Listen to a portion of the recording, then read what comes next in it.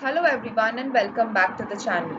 This is Snigdha Mahapatra, a third year student of KIT School of Law and currently an intern under LexClick. In my previous two videos, I had talked about authorities and various judicial and quasi-judicial bodies which have been created by the company law. Now that was a concept of company or corporate law. In today's video, I will be talking about a very important topic under copyright law or intellectual property law, which is fair dealing. We all know that blatantly copying someone else's work without giving them due credit may result in copyright infringement. However, there may be certain acts which prima facie may seem as a violation of copyright but does not in fact amount to copyright violation. The laws relating to fair dealing have been incorporated in Section 52 of the Copyrights Act of 1957. Section 52 of the Act states that the following acts shall not constitute an infringement of copyright, namely, first, private or personal use, including research, which includes teaching, lectures delivered to impart knowledge to students. Second, criticism or review, whether of the same work or of any other work. Third is the reporting of current events and current affairs, including the reporting of a lecture delivered in public. Now, the fourth act may be the reproduction or publication of any matter which has been published in an official gazette, except an act of a legislature. An act of a legislature subject to the condition that such act is reproduced or published together with any commentary thereon on the original matter. The report of any committee or commission or council or board or other like body appointed by the legislature, unless the reproduction or publication of such report is prohibited by the government, it may not amount to copyright violation. Fifthly, any judgment or order of a court or tribunal or other judicial authority, unless the reproduction or publication of such judgment is prohibited, will not amount to copyright infringement.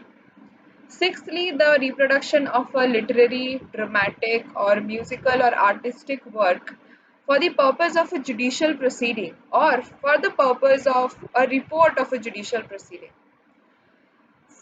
Seventhly, the reproduction of a literary, dramatic, or musical or artistic work by a teacher or a pupil in the course of instruction or as part of the questions to be answered in an examination or in answer to such questions will not amount to copyright infringement.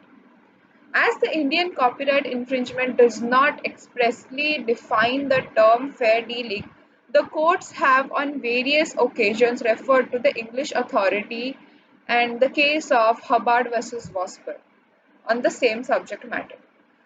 In the words of Lord Denning in this case, it is impossible to define what is fair dealing.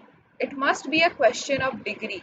You must first consider the number and extent of the questions and extracts that you must consider the use made of them. But apparently, the Indian courts have also started paying attention to the same. The best example of this development can be seen in the case of Independent News Services Private Limited versus Yashraj Films Limited and Super Cassettes Limited, where one of the various grounds of dispute was that the defendants, that is India TV, broadcasted a TV show wherein a documentary is shown on the life of singers and they perform their own songs. While the singer sings, clips of scenes from the movies are shown in the background. The plaintiffs claim that such acts of the defendants amounted to infringement of their copyright. However, the defendants claim that such use of the plaintiff's copyrighted material constituted fair dealing within the meanings of Section 52 of the Copyrights Act. The Delhi High Court in its judgment restrained the defendants from distributing, broadcasting, or otherwise publishing or in any other way exploiting any cinematograph films, sound recordings, or part thereof that is owned by the plaintiff. However, if we look at the present case from a slightly different perspective, there are certain questions which still remain unanswered.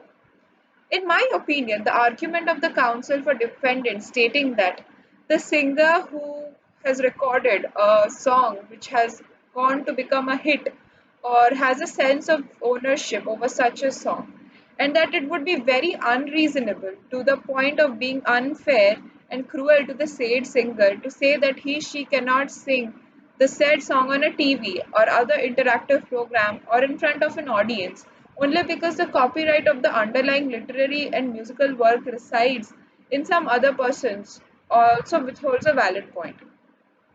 But since such use does not come within the exhaustive list provided under Section 52 of the Act, they were deprived of any remedy in the case of fair dealing. This judgment indicates that the courts have started feeling that there is still much left to look upon, to consider, to keep the legislations hand in hand with the technological and scientific developments going across the world. Thank you so much for watching the video. Please subscribe to the channel for further and regular updates.